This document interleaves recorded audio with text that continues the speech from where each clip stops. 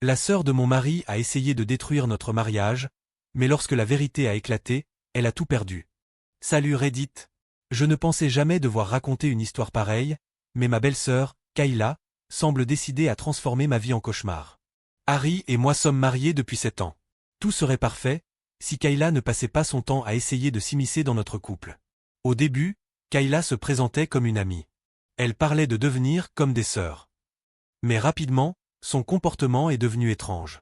Tout a commencé par de petites remarques, comme des pics sur mes vêtements ou des critiques déguisées sur mes choix de carrière. Ensuite, elle a franchi une limite en organisant des coïncidences. Chaque fois que nous allions chez ses parents, l'une des ex d'Harry était par hasard invitée. Une fois, elle a même poussé une ex à raconter des souvenirs romantiques devant moi. Je ne disais rien, mais Harry voyait bien que cela me blessait. Quand nous avons annoncé ma grossesse, Kayla a montré son vrai visage. Lors d'un dîner familial, Harry et moi avons partagé la grande nouvelle. Tout le monde était ravi, sauf Kayla. Elle a applaudi mollement, avant de quitter la table sous prétexte d'un appel urgent. Quelques jours plus tard, une amie m'a révélé qu'elle racontait à tout le monde que j'avais piégé Harry pour le garder. Harry, exaspéré, l'a confrontée. Elle a joué la carte des larmes. Je voulais juste m'assurer que mon frère est heureux. Mais son jeu ne marchait plus. Harry lui a dit calmement que c'était son enfant, son mariage, et qu'elle devait accepter cela. Kayla semblait avoir compris et est restée silencieuse pendant quelques semaines. Puis, elle a proposé d'organiser la fête d'anniversaire de Harry. Elle insistait tellement que ça en devenait presque étrange. Mais on a accepté, pensant qu'elle voulait se rattraper. En réalité, c'était le début d'un piège soigneusement préparé. Quand Kayla a proposé d'organiser la fête d'anniversaire de Harry, elle semblait étrangement enthousiaste, comme si c'était son grand projet. « Je veux que ce soit inoubliable », répétait-elle. Harry, toujours prêt à croire en sa sœur, a accepté. Moi, j'avais des doutes. Ses comportements passés me laissaient penser qu'elle n'avait pas tout à fait abandonné l'idée de s'immiscer dans notre vie. Mais pour éviter les tensions, j'ai décidé de jouer le jeu. Kayla s'est occupée de tout, le lieu, les invitations, la décoration. Elle a même insisté pour que je ne m'implique pas. C'est une surprise pour toi aussi, disait-elle, avec ce sourire ambigu qui me laissait toujours sur mes gardes. Je me suis efforcé de ne pas trop analyser, me disant que c'était peut-être sa façon d'essayer de se racheter. Le jour J, tout semblait sous contrôle. La maison qu'elle avait louée était magnifiquement décorée, les invités étaient nombreux, et l'ambiance était détendue. Même Harry semblait heureux et détendu, ce qui m'a permis de relâcher ma vigilance, du moins un peu. Kayla, quant à elle, se promenait dans la pièce, s'assurant que tout se passait comme prévu. Pourtant, il y avait une tension sous-jacente dans ses gestes, comme si elle attendait un moment précis. Après le dîner, Kayla a annoncé une surprise spéciale, un diaporama en hommage à Harry. Tout le monde a applaudi, curieux. Au début, c'était amusant. Des photos d'Harry enfant, des anecdotes embarrassantes mais inoffensives. Puis, une photo de lui avec une ex est apparue. Et une autre. Les commentaires de Kayla sont devenus plus cinglants. Regardez comme il avait l'air heureux à l'époque. Qui aurait cru qu'il finirait différemment? La salle a basculé dans un silence inconfortable. Harry, les mâchoires serrées, lui a demandé d'arrêter. Mais Kayla a ri, insistant que c'était juste pour s'amuser. Personne ne riait. Juste au moment où je pensais que c'était fini, Kayla a invité un homme à se lever, qu'elle a présenté comme un vieil ami de Harry. L'homme a pris la parole, l'air nerveux. Je dois avouer, avant qu'Harry et moi ne se marient, elle et moi avons eu une relation. Le choc a traversé la salle. Je n'arrivais même pas à réagir. Harry me regardait, perdu. Mais avant que quoi que ce soit ne dégénère, un invité, le cousin de Kayla, a crié. « Kayla, tu te fiches de nous? On sait que tu as payé ce gars pour mentir. » La pièce a explosé. Kayla a tenté de nier, mais personne ne l'écoutait. L'homme a quitté la salle, rouge de honte, et Kayla est restée figée, incapable de se défendre. Comme si ce n'était pas suffisant, un autre invité a révélé que Kayla avait essayé, avant notre mariage, de convaincre Harry de signer un faux contrat prénuptial qu'elle avait préparé.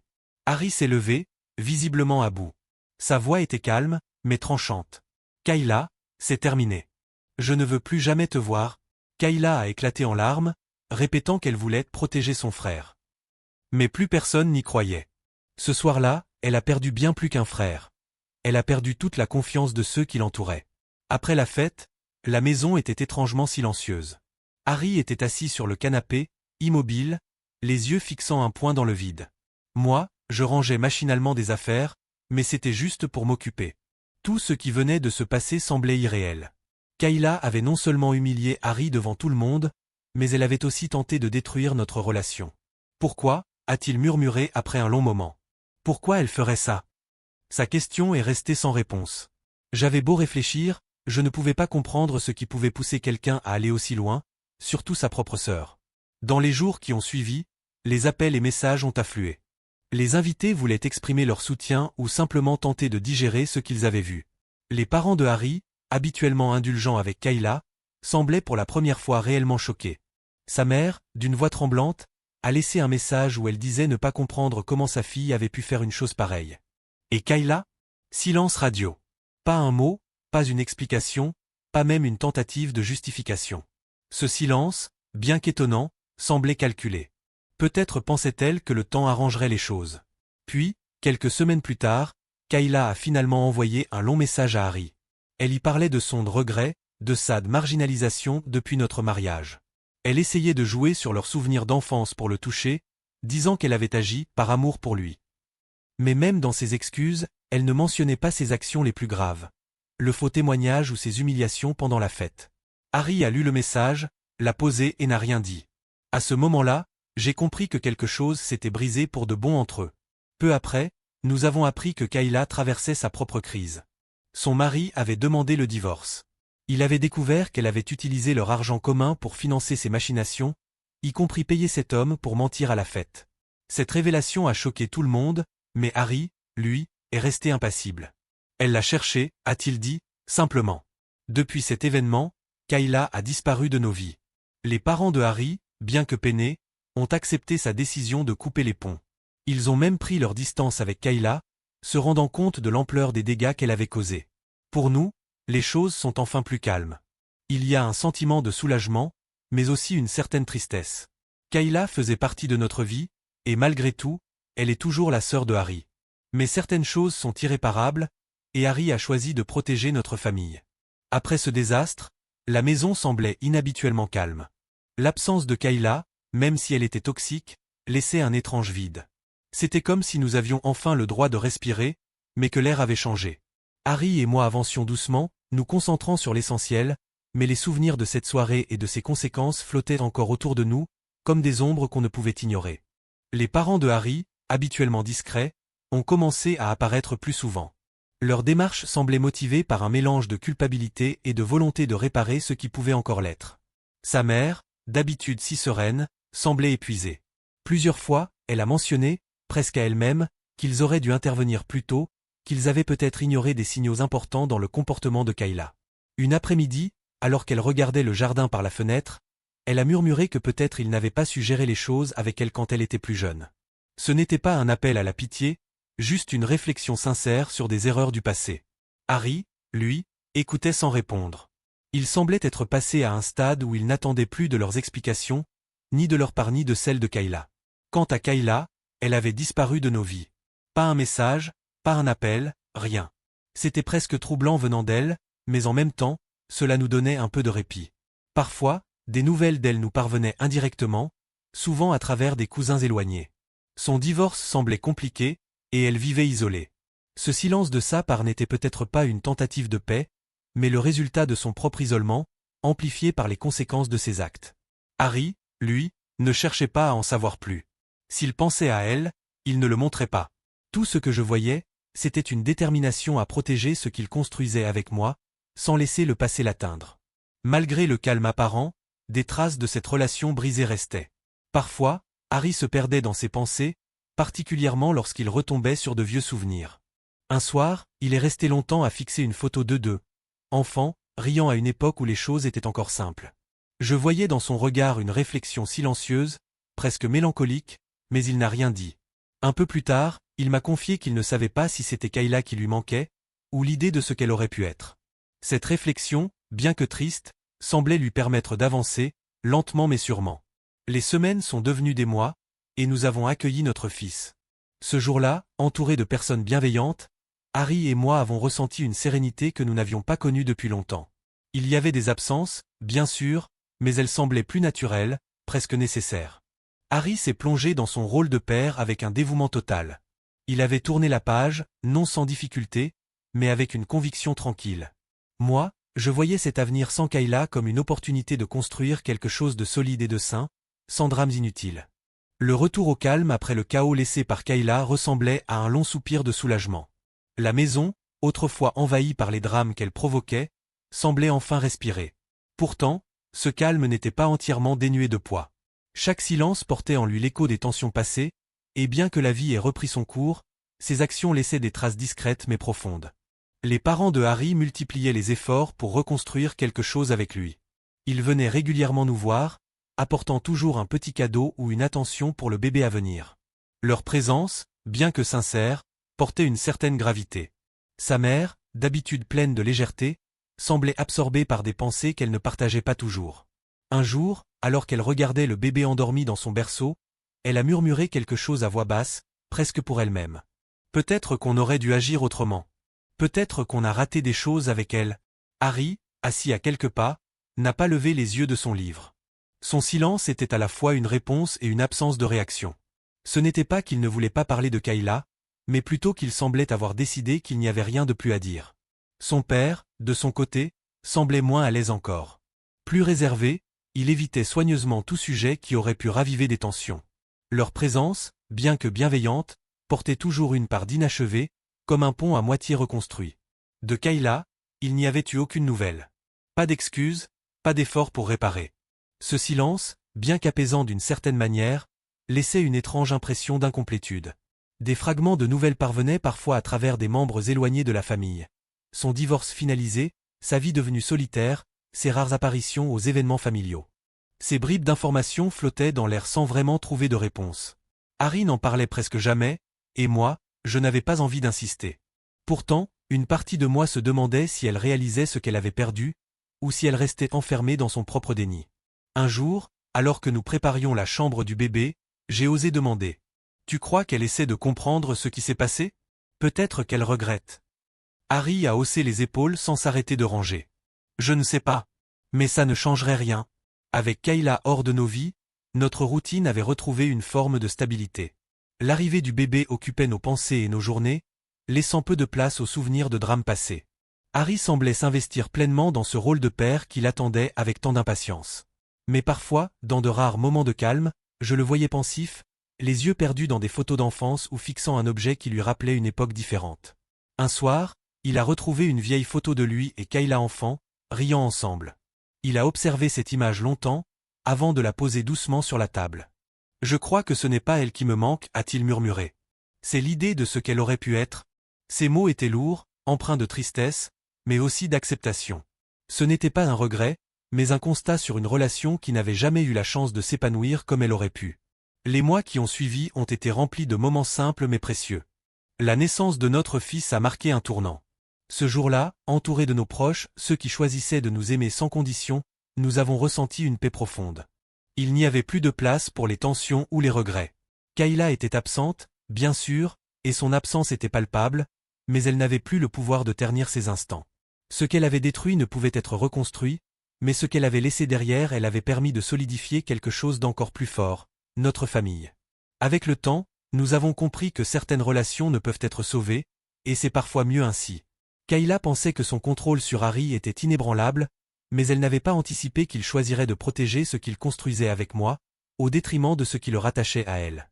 Nous avons appris que tourner la page n'est pas toujours facile, mais c'est souvent nécessaire.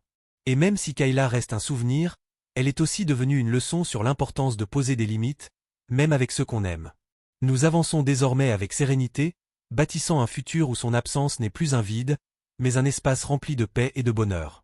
Le temps a adouci les tensions, mais les blessures laissées par Kayla n'ont pas disparu entièrement. Sa présence, autrefois si pesante, s'était transformée en une absence silencieuse. Pourtant, même cette absence semblait encore murmurer à travers les conversations interrompues, les regards évitant soigneusement un sujet qui faisait mal. Les parents de Harry étaient devenus plus présents, presque comme pour combler un vide. Sa mère, surtout, semblait porter le poids d'une culpabilité sourde. Un jour, alors qu'elle regardait notre fils dormir, elle murmura doucement. Peut-être que ça aurait pu la changer. Harry, immobile à quelques pas, ne répondit pas. Son silence n'était ni froid ni accusateur, mais il montrait clairement qu'il avait fait la paix avec ses propres décisions, même si ses parents, eux, semblaient encore chercher des explications. Kayla n'avait donné aucun signe de vie.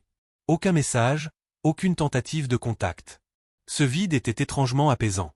Quelques nouvelles nous parvenaient, souvent par des membres éloignés. Elle vivait seule, son divorce était finalisé, et elle semblait isolée. Une cousine, après l'avoir croisée par hasard, avait dit qu'elle avait l'air perdue.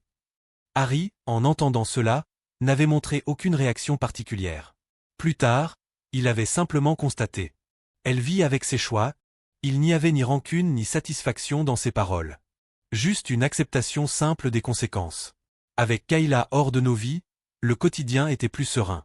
L'arrivée de notre fils avait transformé notre maison. Harry s'épanouissait dans son rôle de père, passant des heures à jouer avec notre fils, à le bercer ou à le regarder dormir. Pourtant, par moments, je le voyais pensif. Un soir, il retrouva une photo de 2 enfants, riant dans un jardin. Il l'observa longuement avant de dire doucement. « Ce n'est pas elle qui me manque, mais ce qu'elle aurait pu être. » Ces mots, empreints de tristesse, n'étaient pas amers. Ils reflétaient une lucidité tranquille face à une relation qui n'avait jamais pu être ce qu'elle aurait dû. Lors de l'anniversaire de notre fils, la maison était remplie de rire et de joie. Pourtant, l'absence de Kayla flottait, comme une ombre que personne ne nommait. Sa mère, presque inconsciemment, avait murmuré. Elle aurait aimé être là. Harry, d'un ton calme, avait simplement répondu. Elle aurait pu, si elle avait fait d'autres choix. Ces mots avaient suffi à clore la conversation. Le temps avait continué son chemin, effaçant peu à peu les traces les plus visibles du chaos qu'avait semé Kayla. Sa présence, autrefois si lourde, s'était dissipée, remplacée par un calme inattendu. Pourtant, même ce calme portait des échos, des souvenirs qui revenaient parfois, furtifs mais persistants. La vie avait changé, et si elle avançait dans une nouvelle direction, Kayla, malgré son absence, restait une ombre que l'on percevait à la périphérie des moments les plus paisibles. Les parents de Harry, autrefois si prompts à minimiser les comportements de leur fille, faisaient maintenant tout leur possible pour renforcer leur lien avec nous. Ils venaient régulièrement, toujours avec un cadeau pour notre fils ou une aide spontanée. Leur attitude, pleine d'attention, portait une certaine gravité. Sa mère, en particulier, semblait chercher dans les moments passés avec son petit-fils une forme de rédemption. Lorsqu'elle le tenait dans ses bras, son regard s'attardait souvent sur son visage endormi, comme si elle cherchait à y trouver quelque chose de réparateur. Un jour, elle murmura doucement. Peut-être qu'elle aurait changé si elle avait eu quelque chose comme ça. Harry, debout près d'elle, ne répondit pas. Son silence, loin d'être un rejet, semblait dire qu'il n'y avait rien à ajouter, que ces questions appartenaient à un passé qu'il avait accepté de laisser derrière lui. Kayla, désormais absente de nos vies, apparaissait parfois dans les conversations par de petites bribes d'informations venues d'ailleurs. Une cousine mentionna l'avoir croisée un jour dans un magasin. Elle avait l'air fatiguée, comme si elle portait quelque chose de lourd, avait-elle dit. Harry écouta sans vraiment réagir, continuant ce qu'il faisait. Plus tard, il lâcha simplement, presque en passant. Elle vit avec ce qu'elle a créé. Il n'y avait ni colère ni satisfaction dans ses paroles, juste une vérité calme et implacable. Les choix qu'elle avait faits la suivaient, comme les nôtres nous avaient conduits vers une sérénité nouvelle. Avec le départ de Kayla, la vie avait repris un rythme plus paisible, un rythme dicté par la présence de notre fils. Chaque petit moment avec lui, ses rires maladroits, ses premiers pas hésitants semblaient effacer un peu plus les tensions du passé. Harry, profondément engagé dans son rôle de père, semblait avoir trouvé une ancre. Il passait des heures à jouer avec notre fils, à l'observer avec un mélange de fierté et de tendresse. Pourtant, il y avait des instants où son regard s'égarait. Un soir, il retrouva une vieille photo de lui et Kayla, enfant. Il riait, insouciant, dans un jardin ensoleillé. Il la fixa longuement avant de murmurer, presque pour lui-même. « Ce n'est pas elle qui me manque. Mais ce qu'elle aurait pu être ?» Ces mots, bien que discrets, portaient en eux toute la mélancolie d'un frère qui avait dû renoncer à une relation qu'il espérait autrefois différente. Lors de l'anniversaire de notre fils, la maison était remplie de rire et de joie. Les invités, proches et amis, étaient heureux, partageant ce moment avec nous. Mais même au milieu de cette chaleur, il y avait une absence que personne ne nommait. Sa mère, assise près de la fenêtre, observa un instant les éclats de rire et murmura presque à elle-même. Elle aurait aimé être là. Harry, debout à ses côtés, répondit doucement. Elle aurait pu, si elle avait fait d'autres choix. Ces mots n'étaient pas accusateurs, mais ils marquaient une frontière claire. Une réalité que tout le monde, y compris ses parents, semblait maintenant accepter. Avec le temps, Kayla s'était estompée de nos vies. Ses actes, bien qu'ils aient laissé des traces, n'avaient plus de pouvoir sur nous. Elle était devenue une leçon, un rappel sur l'importance de poser des limites, même avec ceux que l'on aime. Notre maison, autrefois traversée par les tensions qu'elle apportait, était maintenant remplie de rires et de moments simples. Chaque jour passé avec notre fils nous rappelait pourquoi nous avions choisi de préserver cette sérénité.